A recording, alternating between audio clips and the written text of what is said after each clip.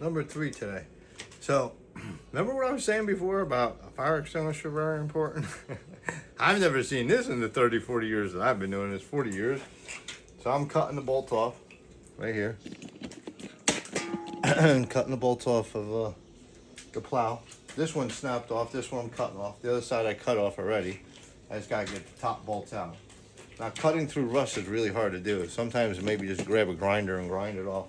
I might be able to get that with a grinder because I have a piece of rubber here and I try using a torch, I'm gonna ruin this stabilizer line. So I'm gonna cut the rest of this off since I blew myself up. But the thing is, safety, I guess, there's a reason why. I've never seen this, so I'm cutting on and poof, right behind me. I'm like, oh, what the heck? Take my glasses off. I threw them in the water. I threw them in the water because I was in a panic mode. So, threw them in the water. And on the side of the torch setup, you never seen this before. If you look down here at the gauges, I guess my gauges are pretty old. Hold on a second. So if you look at the gauges here, here's the cover. It caught on fire, blew off. The gauge started leaking. The gauge itself, this part, I don't know why. Did it have too much pressure? No, it can't. Well, I can't turn it on right now, but no, it can't have too much pressure. You open the valve up. I closed the valve. Did I close the valve? Yeah, I closed the valve.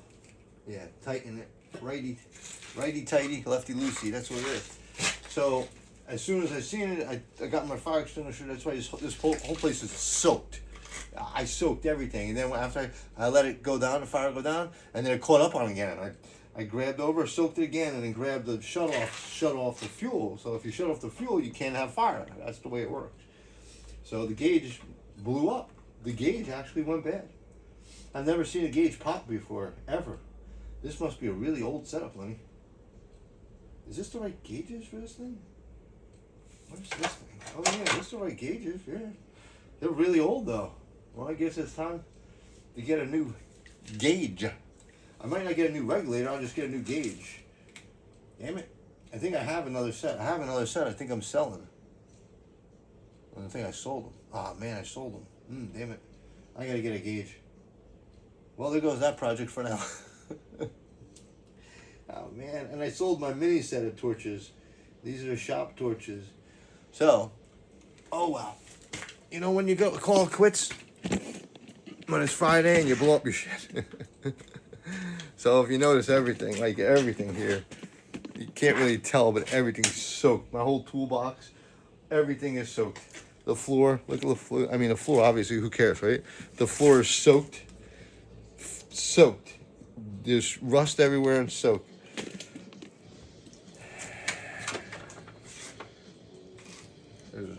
I don't like spiders. Dead. Don't like spiders. So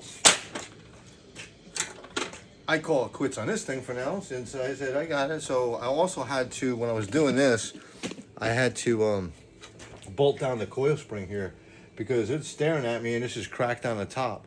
So I have to repair this shock tower here because there's a lot of pressure here. So I didn't want to look at a spring and sit there and say, pop. Freaking Jeep's killing me. So it didn't kill me. I'm a smart mechanic. Look, I got all 10 digits. That's when you know a good mechanic. But the good thing is this thing has new brakes, all kinds of new parts, new stabilizer link it looks like. I think he just can't do welding, or what he told me, he likes to pick and choose certain jobs. So maybe he put this together and that's it, or maybe he just ran it until he says, you know what, this thing's done. We still have to figure out why the drive shaft's out. That's kind of a mystery. It kind of like, it goes like this, it clicks, should be okay.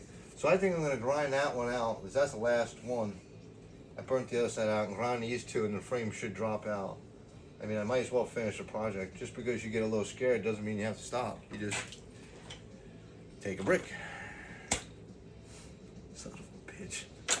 I can't win sometimes. I really can't. I can't believe that. I never seen a gauge pop. It went pop. I went. When you hear pop, you stop. because you don't know if you hit a gas line, if you do something, why popped?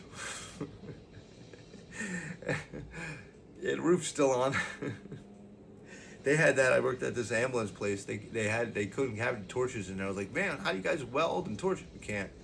How do you fix anything? Oh, we don't do that. I'm like, so you break a lot of things. They're like, yeah, we break a lot of things. I'm like, man, that sucks. I mean, that sucks. What happens? They blew the roof off the place.